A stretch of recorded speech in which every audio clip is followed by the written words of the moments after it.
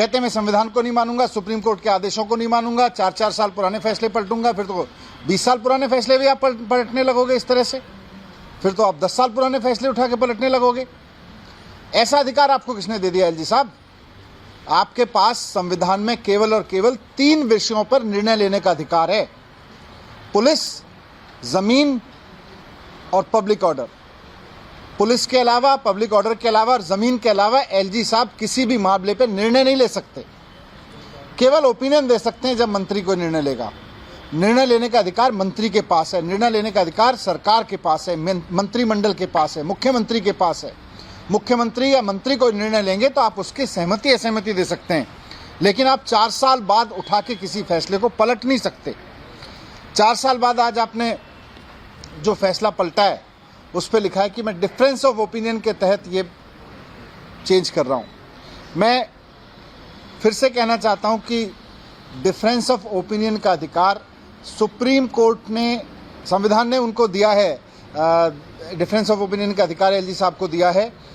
वो इसलिए दिया है क्योंकि दिल्ली देश की राजधानी है, 3 सब्जेक्ट पे डिसीजन आपको सीधे सीधे लेना है, लेकिन फिर भी देश की राजधानी होने के नाते आपको ये एक विशेष अधिकार दिया गया है कि आप मंत्रियों के किसी फैसले से असहमत हो सकते हैं।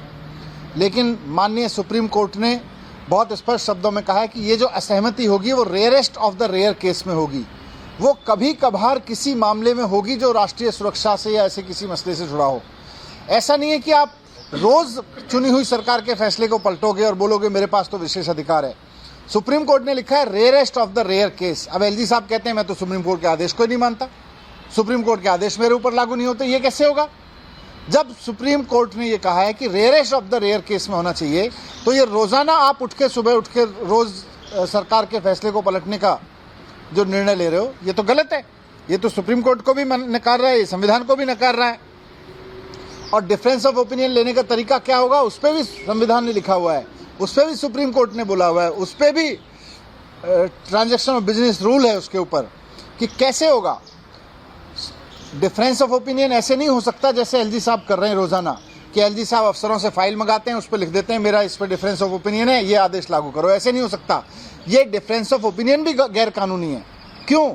क्योंकि कानून में लिखा हुआ है कि डिफरेंस ऑफ ओपिनियन तब करेंगे एलजी साहब जब मंत्री कोई निर्णय लेगा, मंत्री निर्णय लेके एलजी साहब के पास भेजेगा। एलजी साहब अगर कहेंगे कि साहब इस पे अलग है, तो एलजी साहब की ड्यूटी है, ये कानून में लिखा हुआ है। एलजी साहब की ड्यूटी है कि पहले मंत्री को बुलाएंगे, उससे चर्चा करेंगे। लिखा हुआ है कानून में कि पहले चर्चा करेंगे, और चर्चा में अगर मंत्री के और उनके बीच में सहमति